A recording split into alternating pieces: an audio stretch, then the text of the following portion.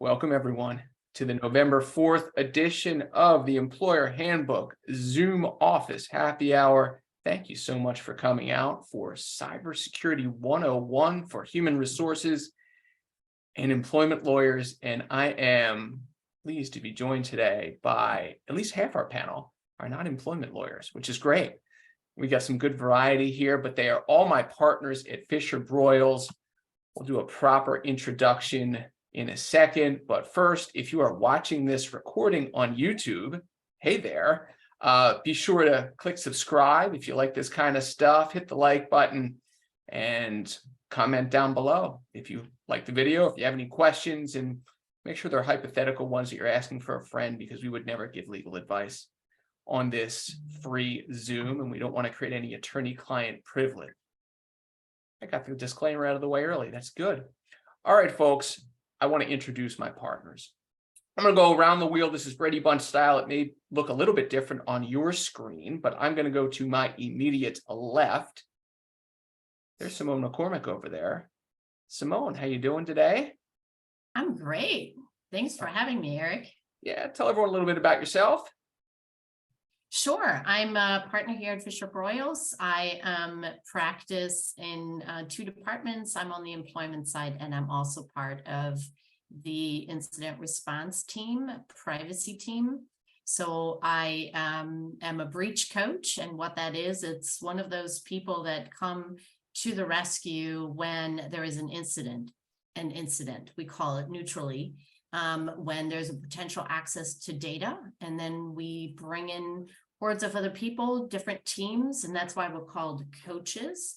We bring these different other providers to the table to figure out what happened, and then we help you get through it. Awesome. Thanks so much for being here. Right before I introduce Maryam down there, I've gotten pretty good at this pointing thing on Zoom with the camera and everything. I want to let our folks know who are attending live that if you need closed captioning, we can do that for you. There are three dots down in the bottom right of your Zoom screen if it is fully expanded, and there's an option that says live transcript. So if you need that, let me know. I can turn that on for you. And then if it's turned on, for people who don't want to see the live transcript going across their screen, you just go down to those three dots again. You can just hide the transcript. All right, Maryam. Good to see you. How you doing today? I'm good. Thanks for having me, Eric. It's a pleasure to be here discussing all things cyber with you and the folks on the Zoom. Much like Simone, I'm a litigator in my immediate past. Now I do data privacy and cybersecurity with some sprinklings of litigation, which it lends itself, I think, quite well in the data privacy and cyber incident response realm. I hail from New York, New Jersey. That's where I was born and grew up. And now I'm an unofficial Southerner. I live in North Carolina, and I have been for 6 months, and we've survived. And we actually really love it. So I'm looking forward to having discussions with you about, educating everybody on cybersecurity incidences. All right. Well, thanks for being here. Last but not least is Landon Speights. Landon is not only a litigator and a cyber attorney, but he is in our general counsel's office, and he's the guy. Hopefully, I only have to call when I need some, help on a matter, and not when I need to dig out of trouble. Landon, good to see you. Tell everyone a little bit about yourself. Well, appreciate it, Eric. Yeah, I'm honored to be here. I am a part of our cyber group. I do a lot of the incident response, breach counseling. That's my quote unquote day job. But yeah, I absolutely love it because much like my GC side of my life, I like helping people. And there's nothing quite like stepping into a situation in which everything's going wrong for the client. The world is on fire, and it's my job to add a small sense of calm and reassurance that we'll get through this.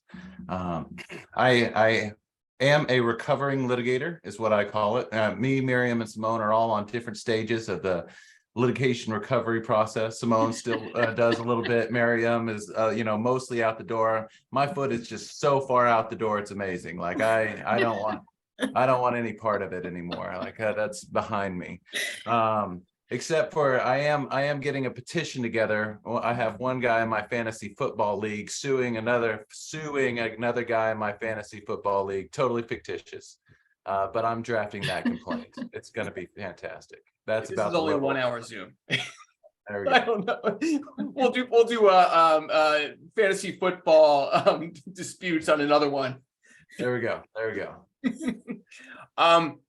And folks, I'm sure at some point today we will all share some cybersecurity war stories and see really where our, not clients, because we would never give any of that away, but kind of anonymous folks have really stepped in it, hopefully worse than anyone who's attending here.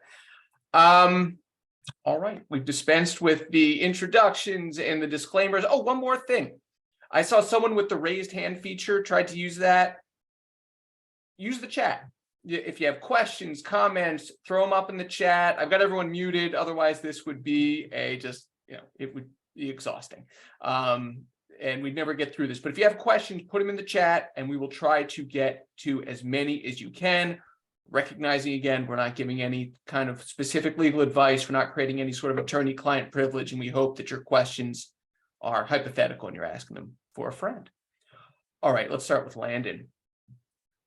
For folks, our audience here are mostly HR professionals and employment lawyers who maybe perhaps dabble a little bit in data privacy and cyber threats. But just to educate the audience, what does a cyber attorney do? Right. Well, there's definitely two sides of the cyber attorney world. There is kind of the data privacy kind of policy type cyber attorney. Those kind of fall into the corporate side of the world. They're the ones kind of drafting up policies and website, language and disclaimers, all that. That's not what we do. Some of that, we definitely do that a lot here at FisherBroyles. But that's not what myself, Simone, and Maryam do on a day-to-day basis. We're the in the trenches, fighters, if you will, in the cyber world. We're the infantry. We get called when it's time to go recover or fight or do something that is directly adverse to a threat actor. So we get a call when somebody has had a cyber incident. Somebody has either had a business email compromise where a threat actor has gotten into their email and either extracted information out of their email system, or a very common one is they have diverted funds. They've gotten into the email, they've intercepted an email, and they've told you to wire money in a certain way. So they look very legitimate, and there's wire money that goes out, and you realize you've wired funds to the wrong place. The other flip side, as opposed to a business email compromise, is ransomware, and that's the big one that most people are most afraid of. That's when somebody gets in your system and they do something to extort the company. And oftentimes, and historically, that's been they've encrypted your system. They've actually gone through and encrypted all your files so you cannot open the files. And you are forced to pay to get a decryption tool to where you can get all of your information back. In recent years, they've actually moved either into what we call double extortion or a single extortion, but it's just where they take your information, right? They don't actually do the encryption. So it's still an extortion event, because what they do is they get in your system and then they steal all of your data. And then they say, hey, if you don't want me to dump this on the dark web, or you don't want me to sell this to some nefarious actor, we need you to pay X number of dollars. And so ransomware is evolving. It looks very different than it looked 5 years ago. But still all of these are somewhat, the skeleton's the same. A threat actor gets in, They do something to put pressure on you, and then they ask for an extortion payment.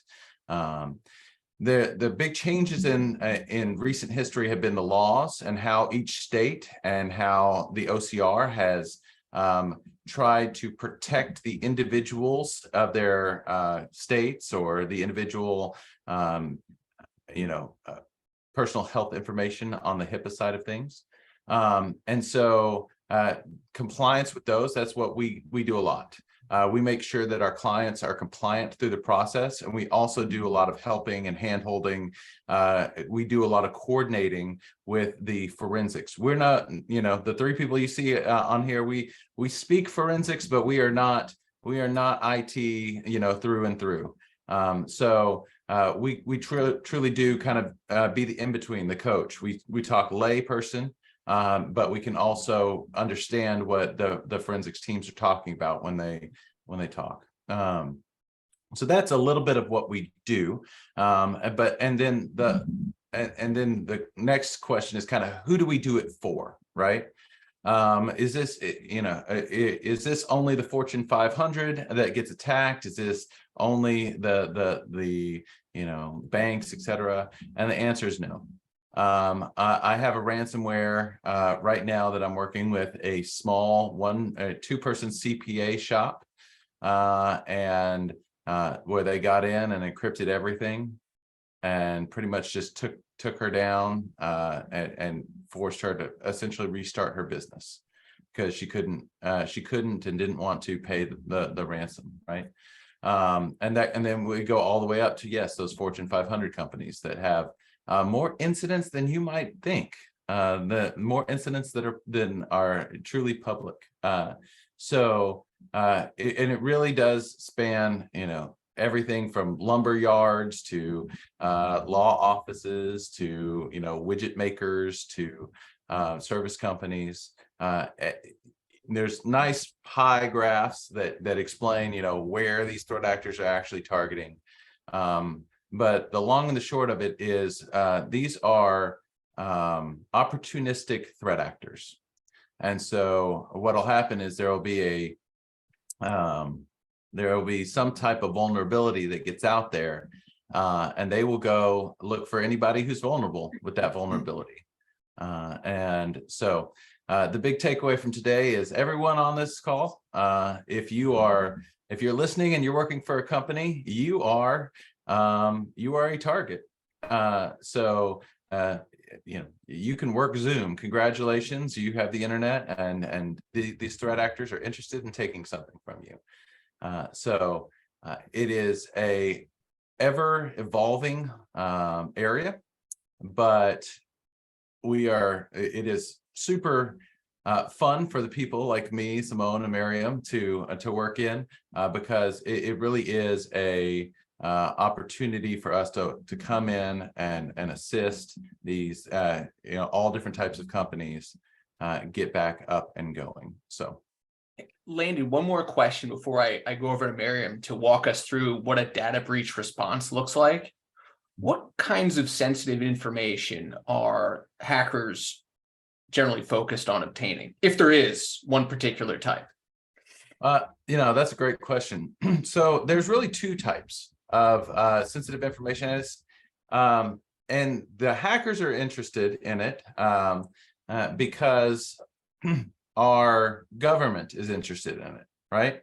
So our government is interested in protecting private health information, and also what we call PII. All right, it's just private information. That's kind of your normal social security cards, driver's license, your that type information that can lead to identity theft, right? Now, clients are often very worried about their secret sauce, right? Like their confidential information. And so that's kind of a third tier. But these threat actors, what you need to understand is a lot of these threat actors are not some 14-year-old sitting in a basement somewhere. They're over in Eastern Europe or Russia, and they are a crime syndicate. It's the mob. It is somebody who has a boss, and they have, you know, reporting structures, and they get paid salaries, and they have vendors. And so what they're trying to do is put as much pressure on, you know, the companies as possible. So they don't go in and they don't really care about your secret sauce if you're a CPA or whatever. They care about taking information that will cause you to pay them. And that is PII and PHI. And so if they will try to get tax records, they will try to get anything that they think has a social security number on it, anything that they think has a passport or a driver's license, they will try to get that information, not because they're actually trying to take that information and do anything with it. It's purely to put pressure on you. Now, if you choose not to pay, they will try to sell it on the dark web, oftentimes if they do have a lot of PII, but we're talking pennies on the dollar. It is, if you want a passport, you know, you can buy that at one record for $2 on the dark web. It is super cheap. They can't make money, viable money that way. They want you to pay them on the extortion events. So yeah, long story short, the stuff that you need to protect, private health information is defined by HIPAA, and then PII, that's defined differently in each state. And so that's why I've been a little bit loosey-goosey on what constitutes PII. But it's the normal stuff. It's the social security numbers, the addresses, emails kind of fall into that a little bit, but not alone, name, and kind of that type information. The stuff that I get that last minute when I'm filing something with a court online that I have to check the box that says, are you sure you've redacted this? Right. Yeah. Mm-hmm. So, Maryam, walk us through. A client has been breached. Walk us through the response. And I want to know personally, does the ransom get paid? Well, yeah, I think we're specifically in this case talking about ransomware, and because for obvious reasons, that's what scares the client the most. I will note to you, though, that there are other types of compromise. We've seen a significant uptick, for example, in business email compromises. Somebody clicks on the wrong link, somebody opens an attachment that they should have, and oops, we're off to the races. But with respect to a ransomware, you know, usually the first trigger is that somebody comes to open up their computer and they can't get access to their networks. They find out that they've been encrypted. You know, they get the blue screen of death, for example, or they get a message that says, we have all your data, ha, ha, ha, pay us $15 million. And so that is usually what will trigger an incident response, as we call it, for a particular client. And quite frankly, what happens from there depends on the client. It depends whether the client has an applicable cyber insurance carrier that they need to contact, for example, or if they don't have that type of coverage, obviously who they contact next may differ. But, you know, who they contact next is obviously the IT people. You know, your first contact is the IT people, but shortly thereafter, if not immediately after, we highly recommend that you contact counsel. And the reason for that is that you want your investigation, so to speak, to be enveloped under the shroud of attorney-client privilege, because most oftentimes than not, the investigation will bring to light some vulnerabilities in your systems. And you just want to be able to have an honest conversation with your forensics team and with counsel about those vulnerabilities without having to worry that somebody's going to use those recommendations or those issues in a litigation later on. So there are considerations, long-term considerations, as well as the immediate considerations that have to be kind of counterbalanced at the same time. And so once you've identified your team and contacted your team and brought them on board, and again, the team consists of your ITs, your third-party forensics vendors, and your legal counsel, then we start working on your systems, because the most immediate issue is the business loss interruption. You don't have access to your computers anymore, and that means everything stops. It's very seldom that we have clients that can continue operating their businesses without accessing their networks or their computer environments. And so our immediate goal is twofold: is to identify A, what has been affected and to what degree, and B, how to get you back online, how to get you back into into conducting your businesses. And so we work in conjunction with the forensics people, as well as your internal IT professionals, to figure out, okay, this is the universe, or this is the universe of information that we're worried about. This is the extent of the breach itself or the incident itself. It may only affect the one server, or it may have affected all our servers. That server that's affected has no PII on it. Great. Or that server houses all our information on it, for example. And then the response to that, or the answers to those questions, then will dictate how we deal with the threat actor. If the threat actor has, worst case scenario, access to all your personal information as well as your PHI, and they've proven to us that they've accessed it and they've stolen it, then we want to consider, okay, do we need to pay them?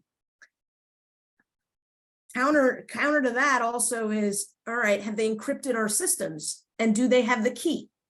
And if we can't get access to that key, then perhaps that's another consideration for discussions as to whether we pay them or not. And of course, on the other side of that is, if those answers are no, we don't need the key, we don't care about that information, then obviously the conversation's a little bit different. Go ahead, Eric. I saw you. I'm dying to know, how often is the ransom paid and the threat actor says, now you got to double it before I give you back, your information? Yeah, well, I mean, as Landon noted earlier, you have to always keep in mind that you're dealing with a crime syndicate. These are criminals. They are not, They're not honorable criminals. They won't just take your money and give you back the information all the time. It's surprising. It depends on the group itself. And part of the services that our threat actor negotiation team deals with, and that we deal with, is developing the MO of these groups. Are they a known threat actor group? Have we dealt with them before? And how have they acted in the past? And that's another consideration that we encourage our clients to consider. If it's a lone actor group that we have no quote unquote intelligence on, obviously that calculation differs than a group that we've dealt with in the past that have kept their word and have acted in XYZ manner and returned the information to us if a ransom was paid. So all of those considerations are kind of in the mix as we have these conversations with the threat actor group. And you'll be surprised how often ransoms are paid for whatever reason. Now, I caveat that with saying that now there are certain regulators who've passed certain laws to inhibit ransomware payments. For example, I mentioned I was in North Carolina. They just passed a law a couple of months ago that forbids any public entities from paying ransomware payments, because the idea is that if you pay them, you encourage them, and if they know that they can't be paid, they'll stop attacking you. Does that theory hold any water? I don't know. I guess some states are trying to find out, but it really just depends on the circumstances and what the investigation shows, and how much pressure a client is willing to withstand. That's another consideration. Certain clients are more risk averse than others. for whatever reason. And so it really is just a combination of different factors that ultimately determine whether or not we pay an extortion. I so want to superimpose that F around and find out Twitter video that's been going around, but I'm not smart enough to do that, and I certainly can't do it live, and I got to keep this professional. All right. Thank you so much, Maryam. I appreciate it. So I'm going to bring in Simone now, our employment lawyer / data privacy / cyber attorney. All right. Employees, come on. They create so many problems for the organization. What is some of the lowest hanging fruit that, you know, we have an HR audience here, we have employment lawyers here. What is some of the lowest hanging fruit that employees pluck that give access to these cyber threats, or these, I'll call them cyber terrorists that gain access to our organization?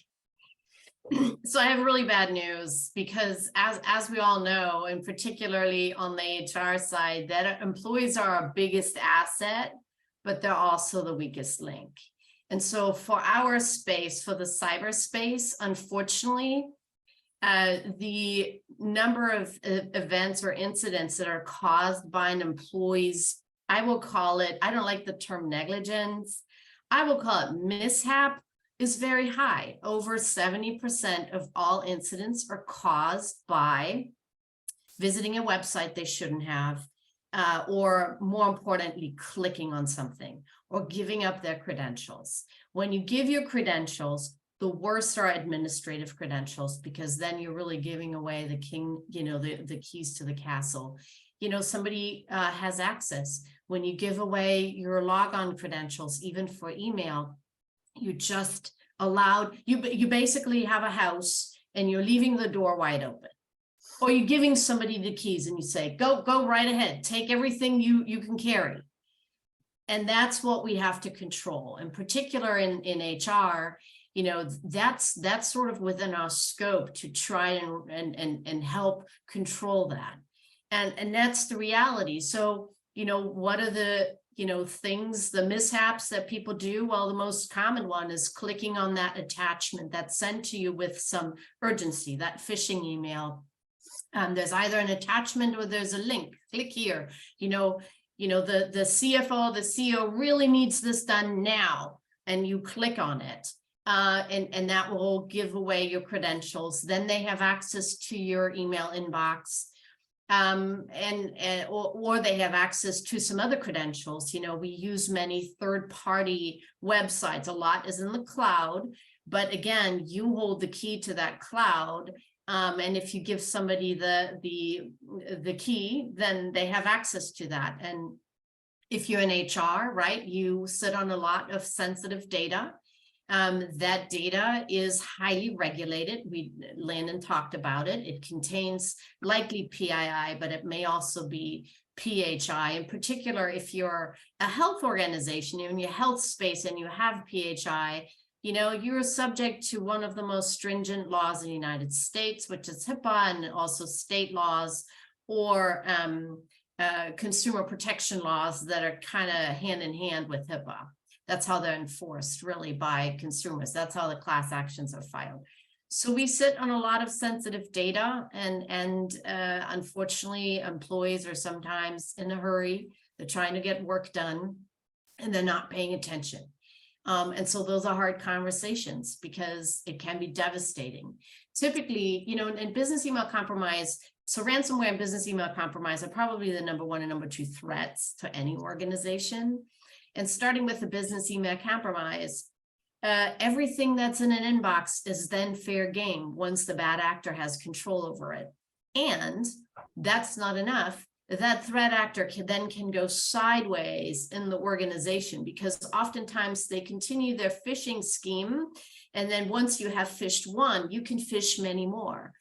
And that's really scary, because our guard is down if we receive an actual email from inside the organization, and then we might click on that link. And so more and more people get phished. And what that means is there's potential access to everything that's in your email account. right? And they, some types of technical access allow you to download the entirety of that account. So the implications are horrendous. It's extremely expensive. You know, when, and in business email compromises, we often have to know exactly what was the potential of access. So we need to figure out exactly what was in your email inbox. One of the first questions we ask when we get involved in an incident is, well, how old is your email account? How much data is in there? Oh, it's a forever account. I've been here 10 years. You know, my head sinks. It's sort of the worst answer you can give me, because that means everything in there is now game. And we have to figure out if you have spreadsheets, anyone? Spreadsheets are the worst.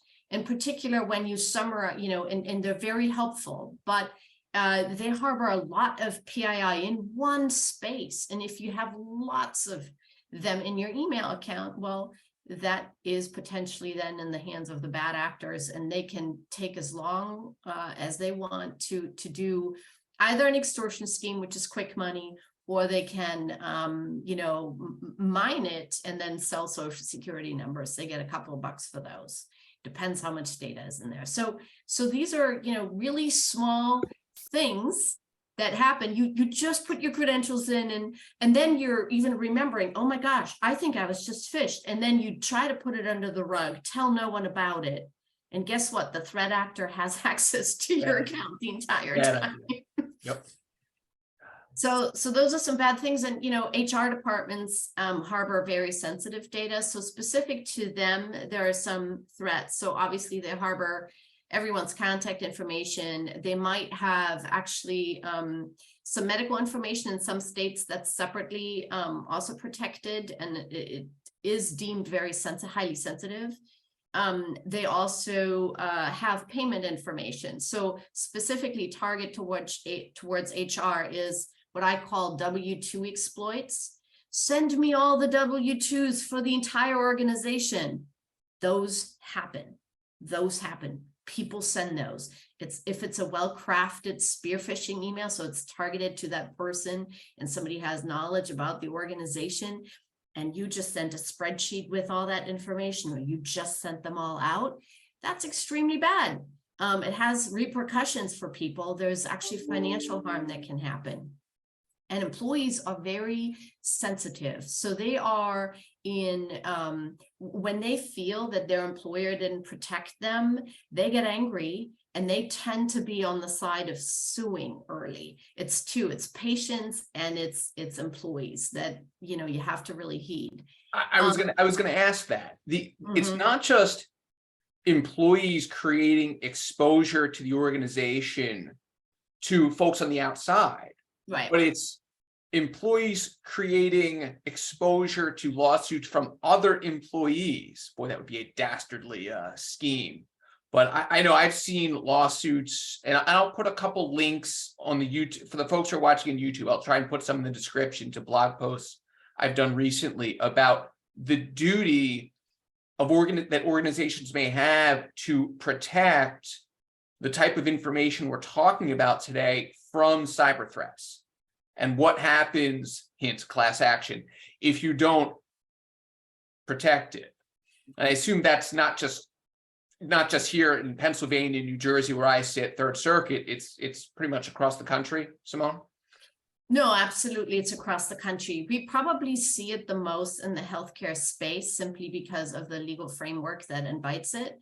But it's certainly also in others. I think the other group that's you know, more likely to find an attorney to encourage a class action is employees. So if, let's say, all the employee data got out, some of it is of course highly sensitive. That's why in HR departments we have access controls, right? But you know, employees are very sensitive.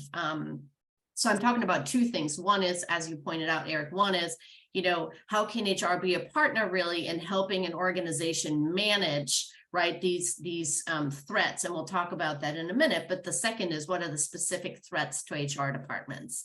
HR departments harbor within an organization, you know, as far as the regulated data is concerned, very sensitive information. So some law is going to be triggered with what HR holds.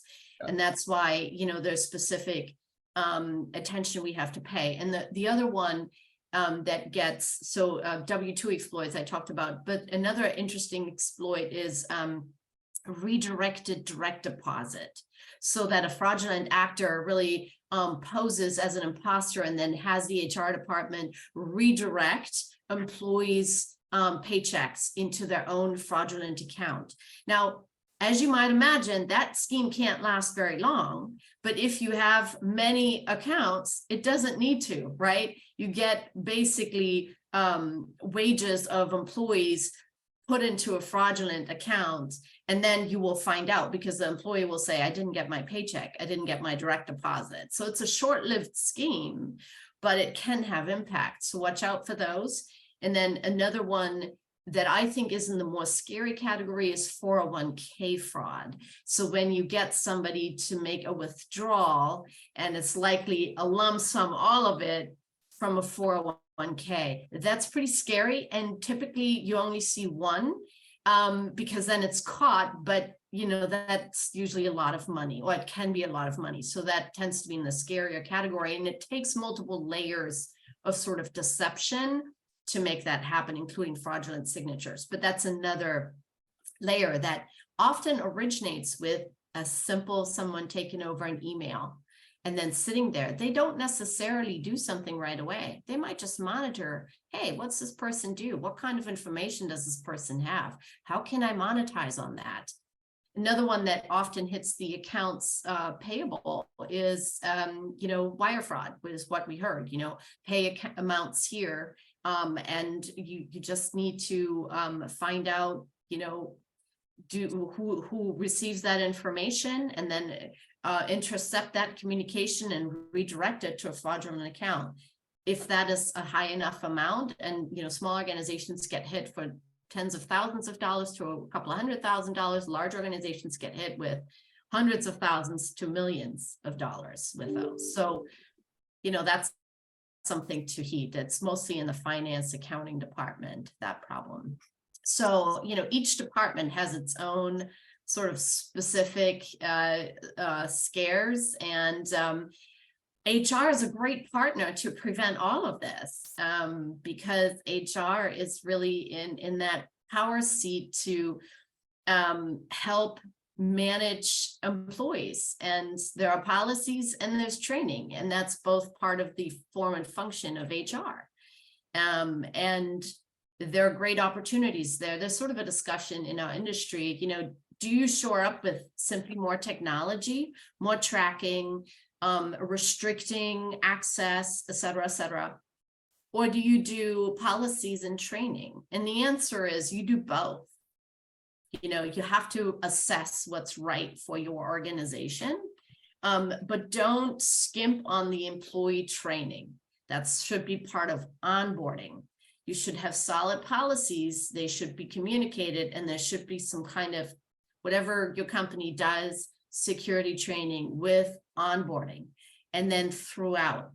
If you're in the healthcare space, you already know this, and you're already doing this because HIPAA actually requires it.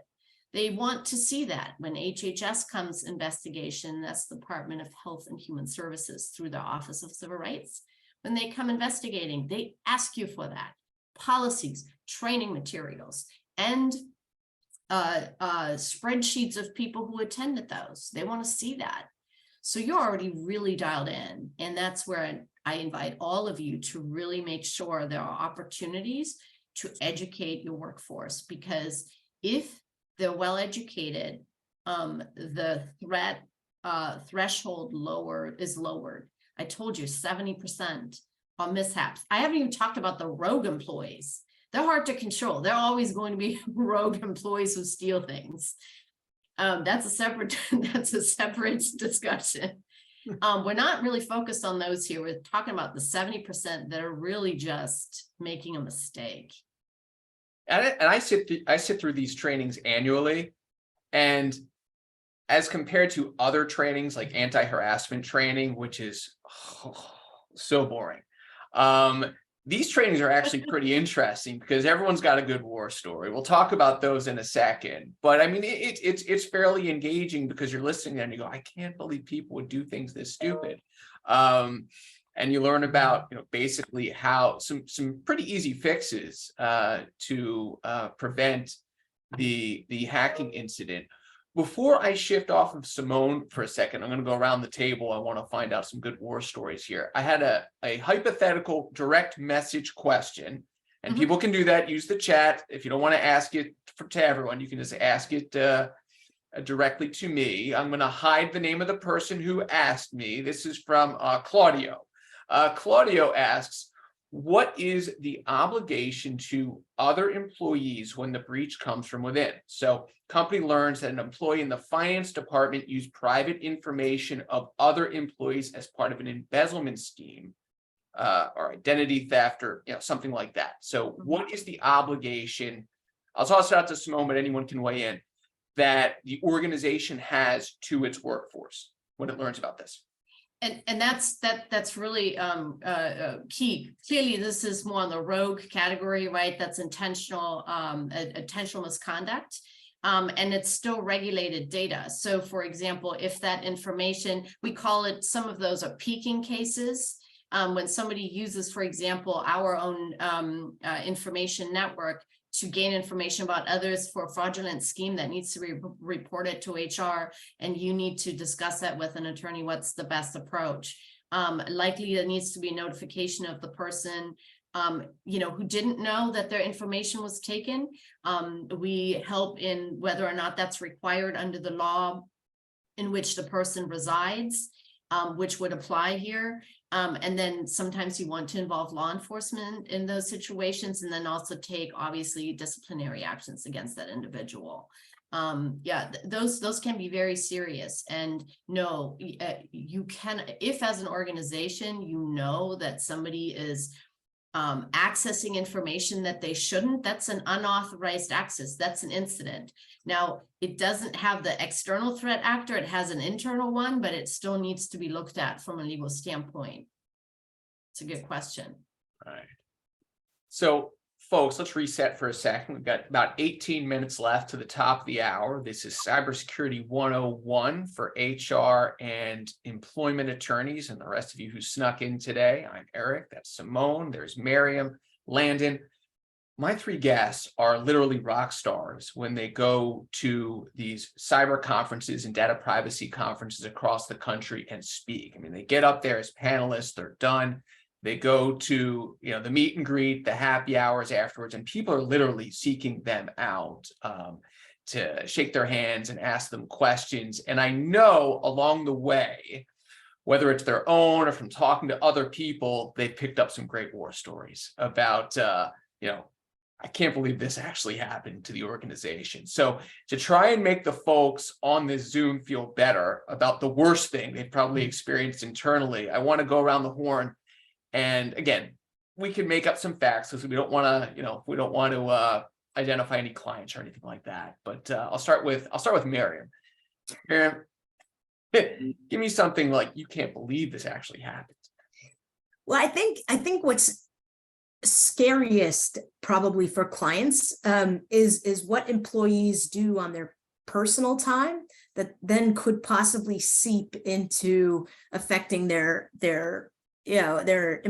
employers. So to bring your own device or a work laptop that you give to the kids and they're playing Roblox and stuff like that. The road to hell is paved with good intentions, right? I remember an incident a while ago where an employee had engaged with what they thought was one of those tech, from Best Buy, they thought they had engaged Best Buy, and Best Buy asked them to renew their subscription.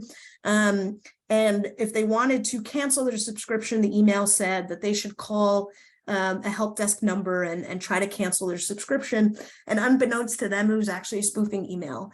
And so it came to her personal Yahoo account, and she said, I don't want to be charged monthly for this subscription. I don't even remember having one. And so and they weren't thrown off by the member of the Eastern European Syndicate on the other line with the thick Czech accent. No. Okay.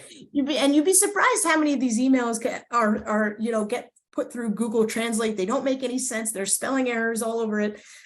People just don't seem to catch on to those indicators, which, to Simone's point, training. And so she calls the number that was provided to her, and they get her information, but not sensitive information. They're smart enough not to ask the red flag questions like, what's your social security number?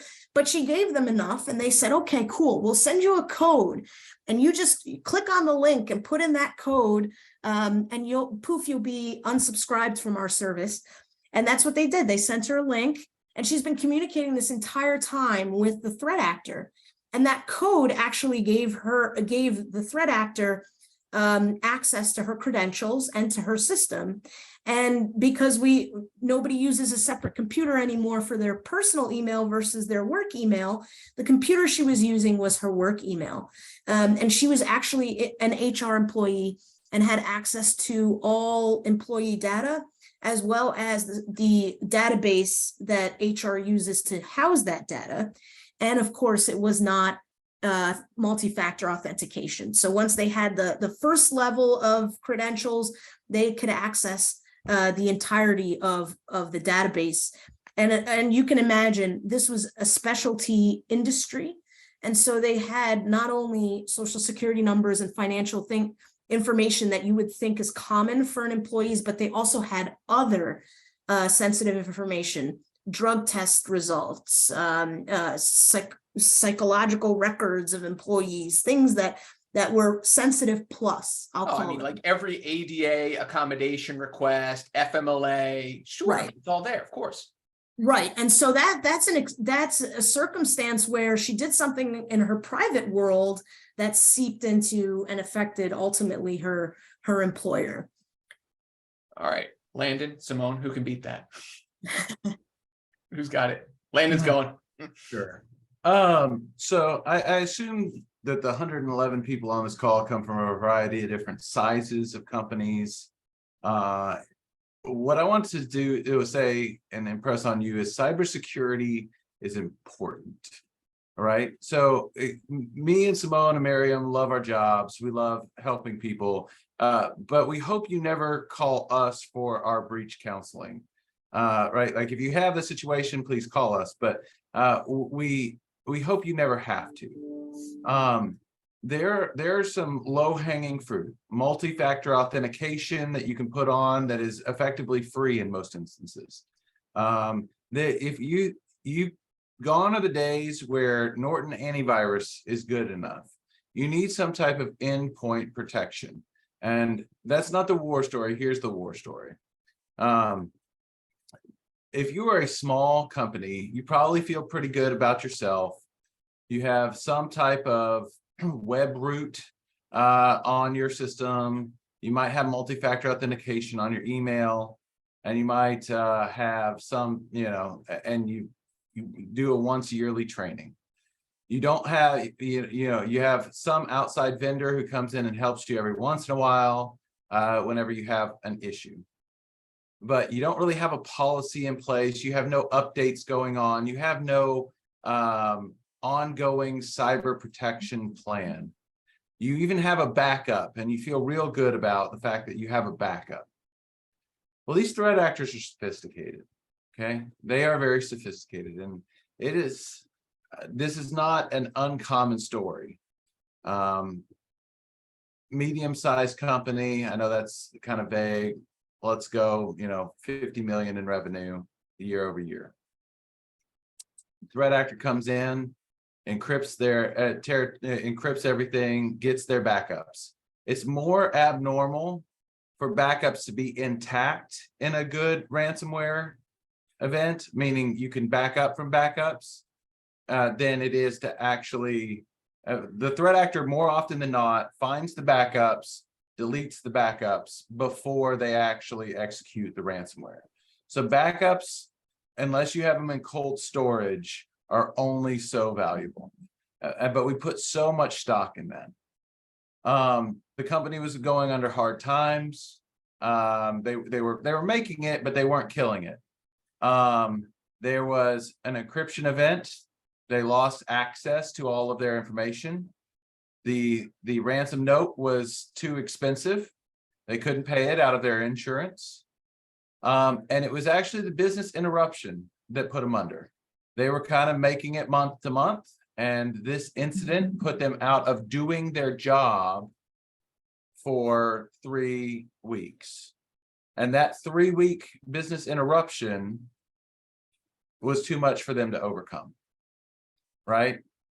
So it happens, and it can be an end of, and this company was one that had some of the standard stuff in place. So my point is, there's a lot of companies that either have plans to do things in the future. I hear that a lot. Oh, we were going to roll out MFA next year, or oh, we were going to put out endpoint protection, or it's on the agenda for. Get it on the agenda for now, right? Get the training done now. You will never regret it. You'll never regret it. And on the training side, this one I think is most applicable for the group we have on the call. Around tax season, W-2 season, an email comes out. It is really easy to find. It is really easy to find out. Just by looking at your name. I can find you on LinkedIn, and I can probably find your boss, right? And so what I'll do if I'm a threat actor is I will find the lowest ranking person in the in accounting, and then I will find the name of the highest ranking person in accounting, and I will create a johnsmith@gmail.com, or it'll actually, spoofing is an art. It'll look like it's johnsmith@gmail.com.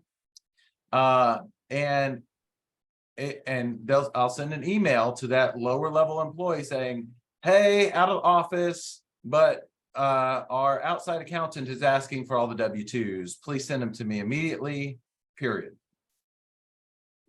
Now, you might know, no, he's not out of the office. John Smith is down the way. But if I do that 100 times, some lower level employee is going to fall for it, probably 5 out of 100 times, right? And I've had multiple cases where somebody has shipped all 270 W-2s and just emailed out. No breach, no compromise, no system security. It's just a lower level employee packaging up all the W-2s and emailing them to the threat actor. So that's training.